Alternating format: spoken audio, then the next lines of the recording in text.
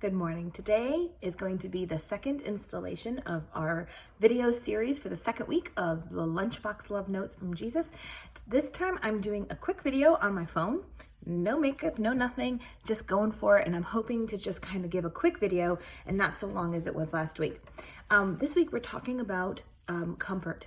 And what I really thought about, and you'll read that in the blog that I posted yesterday, is how when I grew up as a kid, I didn't really understand how to grieve, and I didn't really even understand what comfort was. And I was expected to give comfort to all those people who were grieving, even though I was supposed to be grieving at the same time.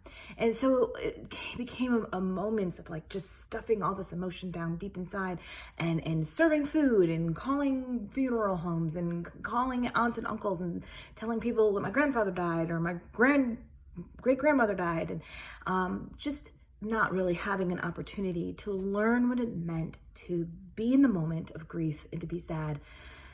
And that's okay. It's okay to be in that moment and to be sad.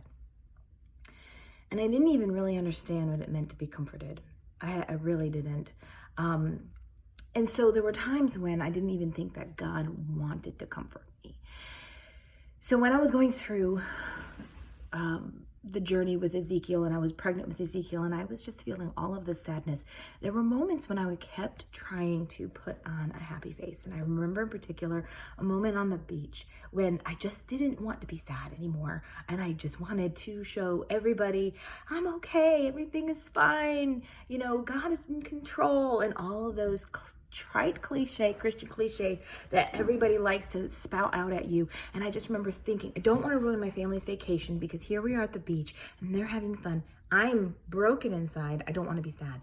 And I kept stuffing until we came home from vacation.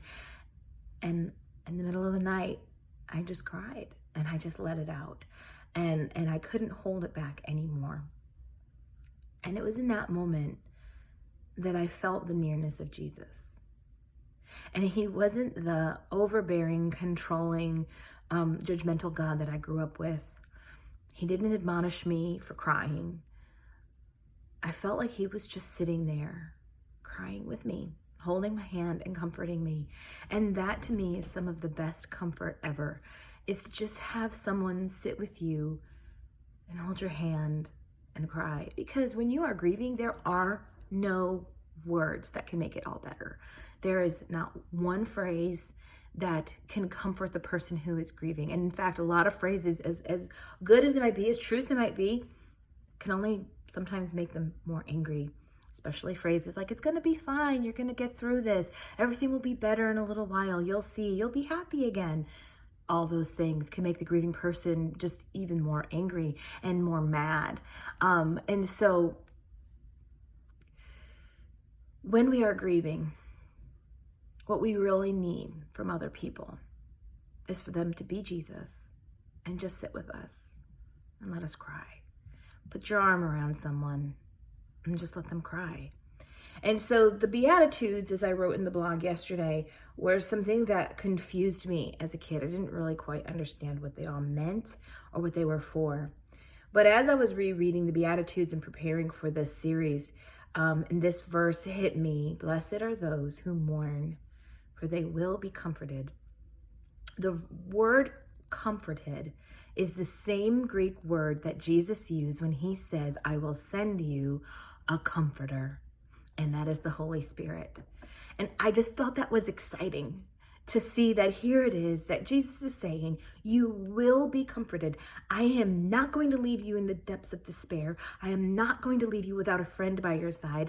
I am not going to leave you without any guidance.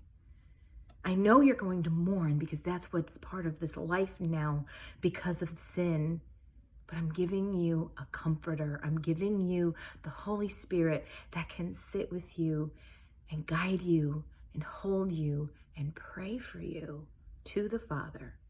And Jesus even says that greater is the comforter that comes, that we are better off with the comforter.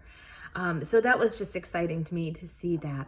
So my encouragement for this week in Lunchbox Love Notes from Jesus is that he's not going to leave us alone. He is going to come to us and he will comfort us. And it may be in some ways that you don't expect. It may be just in that quiet moment as you're crying and you just feel the presence of the Holy Spirit around you. Or it might be the Holy Spirit guiding a friend to come to your home and sit with you and comfort you. Watch a movie with you, put their arms around you. It may simply be a friend in church, and this happened to me too, who just simply says, "How are you? I really want to know." And they let you cry and they let you tell them your whole story of all the pain, and they sit and they just patiently listen. Don't offer any words of advice, but just sit there and comfort each other.